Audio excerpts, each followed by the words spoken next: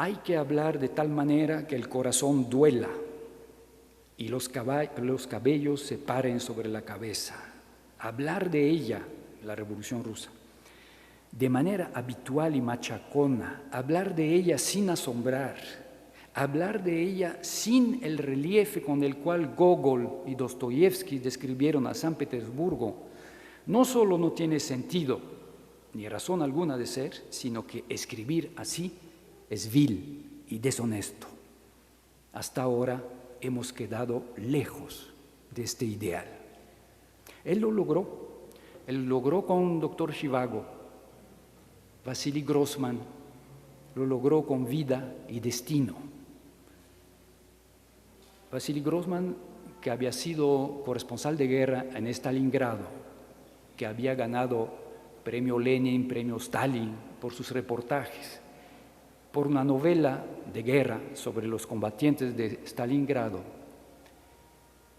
murió en 1960 sin ver publicado Vida y Destino. El manuscrito tenía que pasar por la Asociación de Escritores Soviéticos,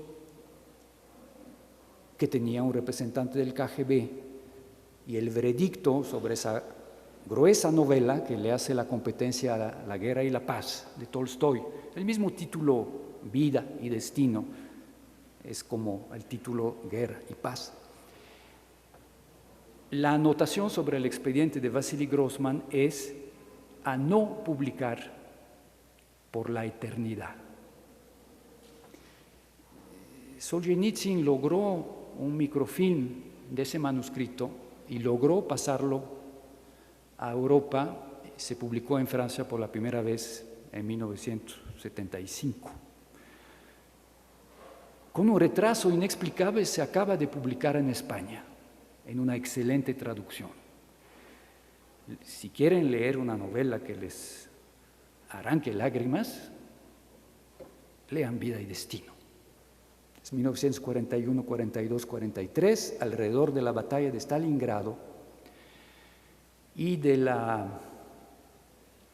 principio del genocidio, del exterminio de los judíos de los territorios ocupados por el ejército nazi.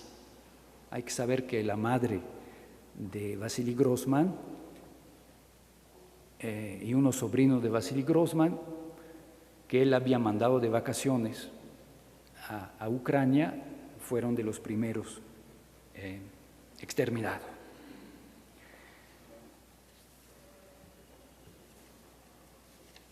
Les quiero leer algunas citas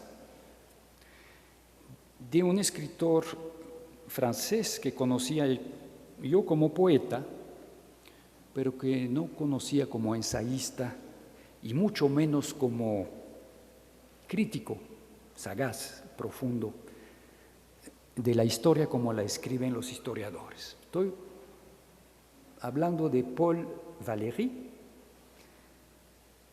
que Luis González me hizo descubrir en su biblioteca de San José de Gracia durante su año sabático.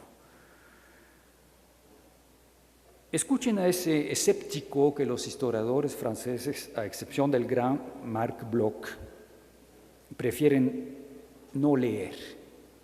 Tan temprano como en 1906, escribe a un amigo que le pregunta sobre la historia. Cito: «Qué imponente dama la historia. Me haces terribles preguntas, pero contestarte sería decir historia igual literatura».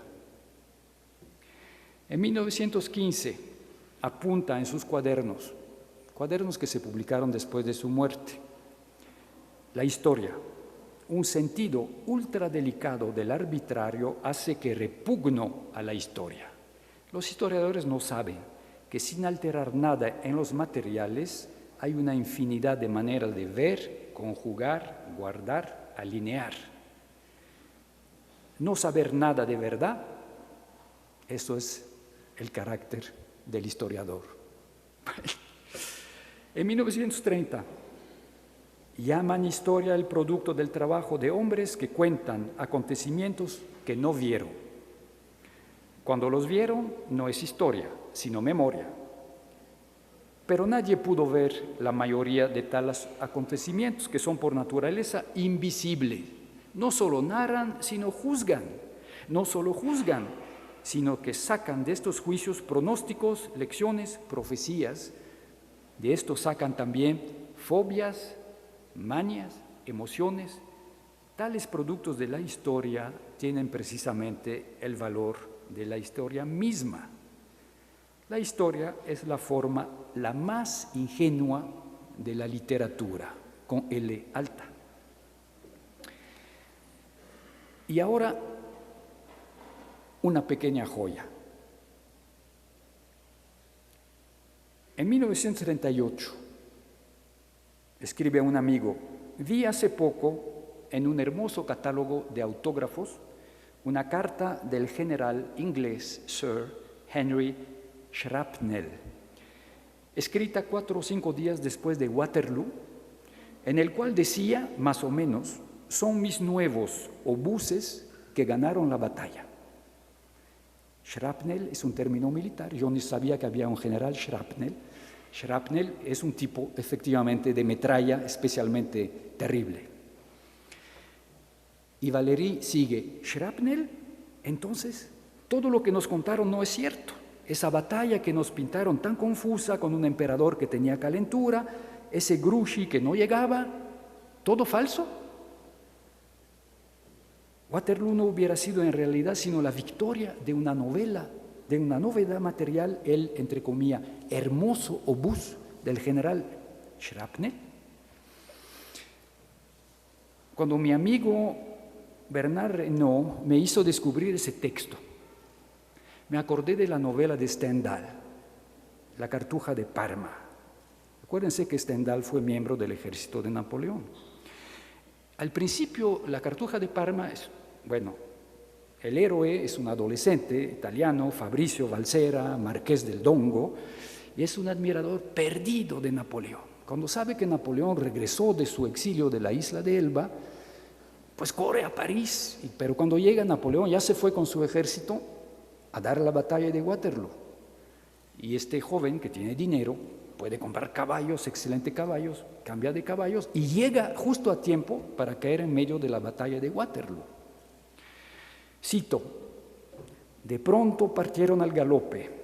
A cabo de unos instantes Fabricio vio a 20 pasos una tierra arada que estaba removida de una manera extraña. El fondo de los surcos estaba lleno de agua y la tierra muy húmeda, que formaba la cresta de los surcos, volaba en pequeños fragmentos negros a 3 o 4 pies de alto. Fabricio observó al pasar este curioso fenómeno. Enseguida tornó a pensar en la gloria del mariscal. Acaba de pasar el mariscal Ney, el príncipe de la Móscova con sus húsares. Oyó un grito seco junto a él. Eran los húsares que caían alcanzados por las balas de cañón. Nuestro héroe comprendió que eran las balas lo que hacía volar la tierra por doquier. Aquí termina la cita. He intentado, pero no he podido averiguar si Stendhal asistió a la batalla de Waterloo. Pero un coronel francés ya difunto, Henri Chassin, me dijo que la tierra removida de una manera extraña y los pequeños fragmentos negros a 3 o 4 pies de alto obedecían efectivamente al efecto del terrible shrapnel que él había experimentado en la Segunda Guerra Mundial y en la Primera Guerra de Indochina. Encuentro fabuloso del documento histórico, la carta del inventor, el general inglés, y la literatura, la gran literatura con L alta, Stendhal, La Cartuja de Parma.